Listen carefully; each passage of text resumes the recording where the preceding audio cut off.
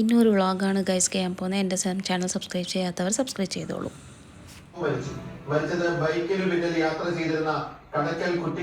ഇതാണ് ഇപ്പോഴത്തെ അവസ്ഥ റൂമിൻ്റെ. അതുകൊണ്ട് ഇപ്പം ഇന്ന് റൂമും വീടെല്ലാം അടിച്ചു വരാനും വൃത്തിയാക്കാനും തീരുമാനിച്ചു ഗൈസ്. അവിടെ കുറച്ച് വൃത്തിയാക്കാനുള്ള പണിയുണ്ട്, അതാണ് ഇന്നത്തെ വീഡിയോ. പിന്നെ ഞാൻ ഇന്ന് ഈ വീഡിയോ മലയാളത്തിൽ ചെയ്യാൻ ആഗ്രഹിച്ചു, അതുകൊണ്ട് മലയാളത്തിലാണ് ചെയ്യാൻ പോകുന്നത്. ഓക്കെ, പിന്നെ ഇവിടെ കുറേ സാധനങ്ങളുണ്ട്, അടിച്ചു മാറ്റിയിട്ട്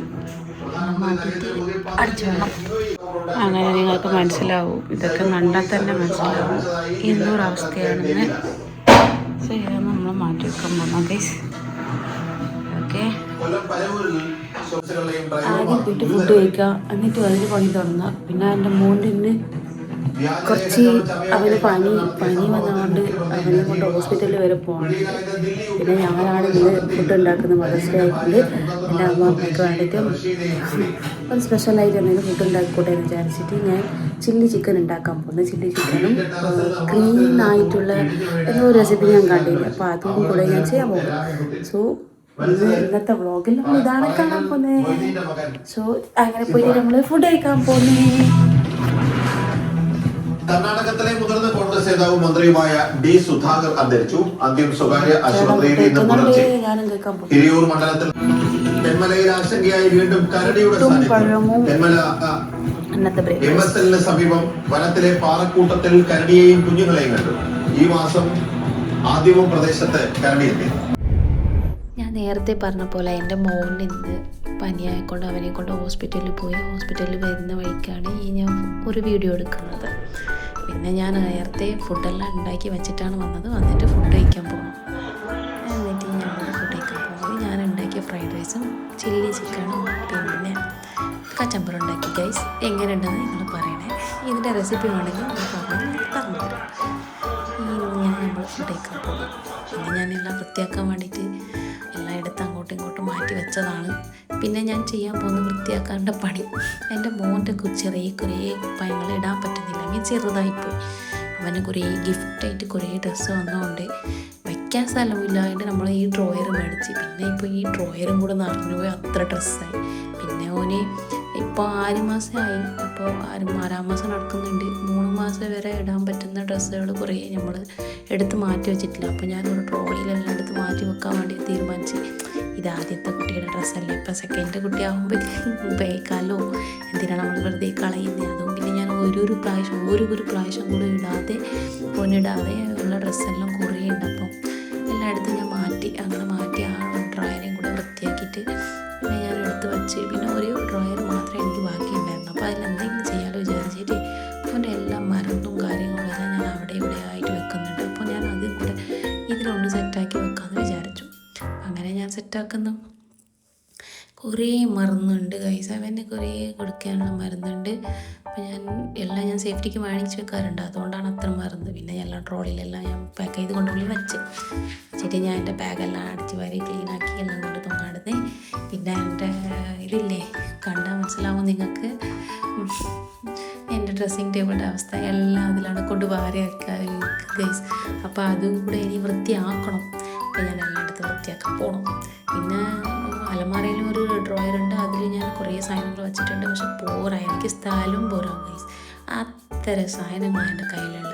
ഞാൻ എല്ലാം എടുത്ത് മാറ്റിക്കാറുണ്ട്, പക്ഷേ എങ്കിലും എനിക്ക് വയ്ക്കാൻ സ്ഥലം കിട്ടാനായിട്ട് ഞാൻ ഓരോ സ്ഥലത്തിൽ ഓരോരോ പാക്ക് ചെയ്ത് ഞാൻ അവിടെ എവിടെയെങ്കിലും വെക്കാറുണ്ട് വീട്ടിൽ. അപ്പോൾ ഞാനിങ്ങനെ എല്ലാം വൃത്തിയാക്കി എല്ലാം വച്ച് കഴിഞ്ഞു. അതായത് സ്കിൻ കെയർ ഐറ്റംസാണ് ഞാൻ വെക്കുന്നത് ഗൈസ്. എൻ്റെ സ്കിൻ കെയർ ആയിട്ട് ചെയ്യുന്നതെല്ലാം ഞാൻ റിവ്യൂ ആയിട്ട് ഇടാറുണ്ട്. ഞാൻ ചെയ്യുന്ന സ്കിൻ കെയർ അല്ല, വേണമെങ്കിൽ നിങ്ങൾ നോക്കിക്കോ. എന്തെങ്കിലും സാധനത്തിൻ്റെ റിവ്യൂ ആണെങ്കിൽ നിങ്ങൾക്ക് താഴെ പറയും. ഓക്കെ, അങ്ങനെ ഞാൻ എടുത്ത് എല്ലാം മാറ്റിയിട്ട് ഒന്നെല്ലാം വലയെല്ലാം അടിച്ച് മാറാൻ പോകുന്നു. വലയെല്ലാം അടിച്ച് മാറ്റിയിട്ട് ഫാനും കൂടെ വൃത്തിയാക്കുന്നു. ഫാനെല്ലാം വൃത്തിയാക്കിയിട്ട് തുടയ്ക്കൽ പണിയുണ്ട്, അപ്പോൾ വൃത്തിയാക്കണം. അടിച്ച് പറഞ്ഞു ആദ്യം. കട്ടിലിൻ്റെ താഴെയാണ് കുറേ പൊടിയും എല്ലാം കൂടെ ഉണ്ടാവും. എന്നാൽ നമ്മൾ കട്ടിലിൻ്റെ താഴെ കൂടെ ഒന്ന് വൃത്തിയാക്കൽ ഡെയിലി. അപ്പോൾ ഞാൻ പറഞ്ഞ പോലെ കുറേ ട്രോളിയും കാര്യങ്ങളും ഞാൻ അടിച്ചു വെക്കാറുണ്ട്. അങ്ങനെ ട്രോളിയിൽ കുറേ സാധനങ്ങളുള്ളത് കൊണ്ട് അതെല്ലാം എടുത്തുകൊണ്ട് മാറ്റണം. മാറ്റാൻ മടിയാണ് എനിക്ക്. അപ്പോൾ അതുകൊണ്ട് ഞാൻ അങ്ങനെ തന്നെ എടുത്തുകൊണ്ട് പുറത്ത് വെച്ച് ഇങ്ങനെ എൻ്റെ മാമി മീൻസ് എൻ്റെ അമ്മായിമ്മ തന്നെ എല്ലാം ചെയ്തോളും.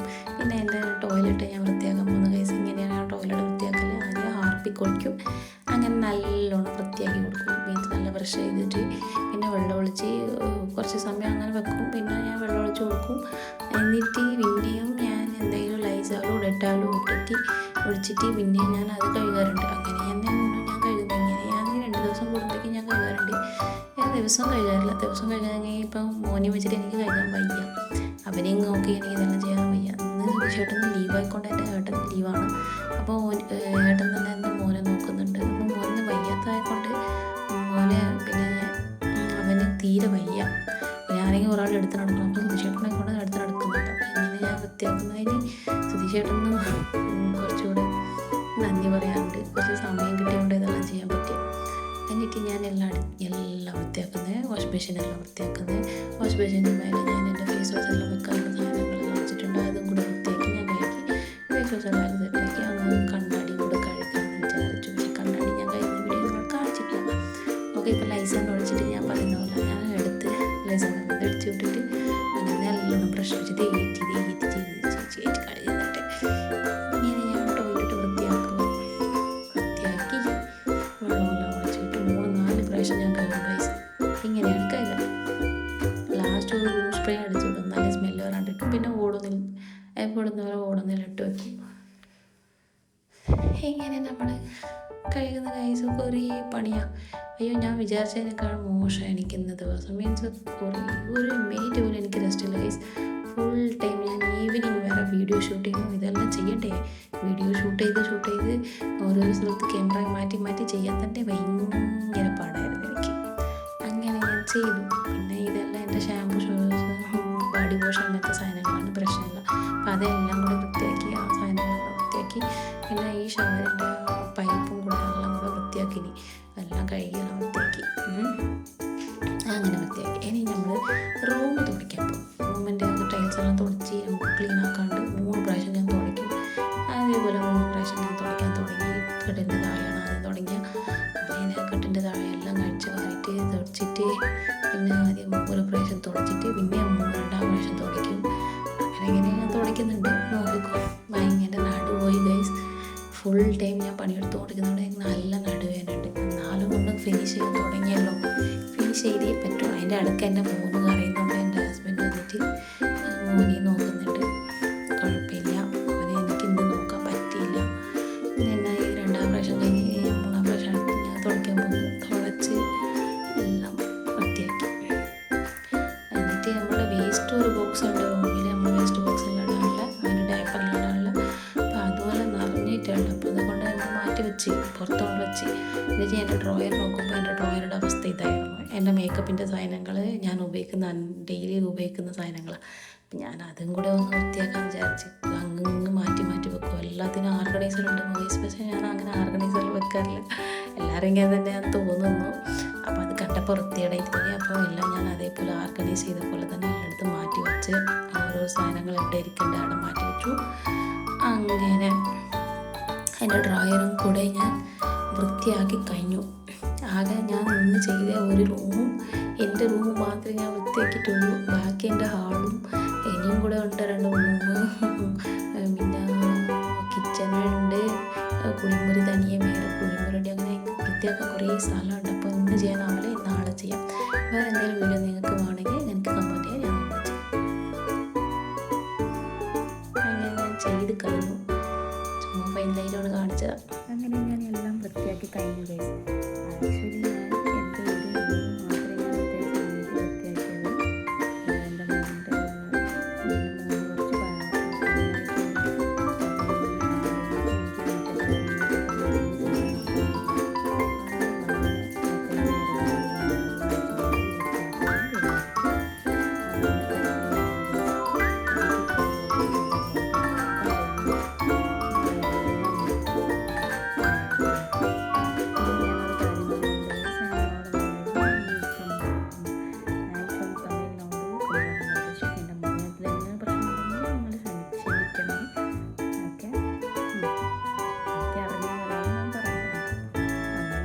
ചെയ്യണം എന്നുണ്ട്. പക്ഷേ ഞാൻ ഇപ്പോൾ ഉള്ളത് കേരളത്തിലാണ്. അപ്പോൾ ഞാൻ കേരളത്തിലാണ് താമസിക്കുന്നത്. കേരളത്തിലായിക്കൊണ്ട് എനിക്ക് മലയാളം പറയാം. ഓക്കെ, ഞാൻ മലയാളത്തിൽ ഒരു വ്ളോഗ് ചെയ്തിരിക്കുന്നു. നിങ്ങൾക്ക് ഇഷ്ടപ്പെട്ടിട്ടുണ്ടെങ്കിൽ എനിക്ക് കമൻറ്റ് ചെയ്യാൻ പറയാം. ഞാൻ വേറെ എന്തെങ്കിലും നിങ്ങൾക്ക് അറിയണം മലയാളത്തിൽ ചെയ്യണം നിങ്ങൾ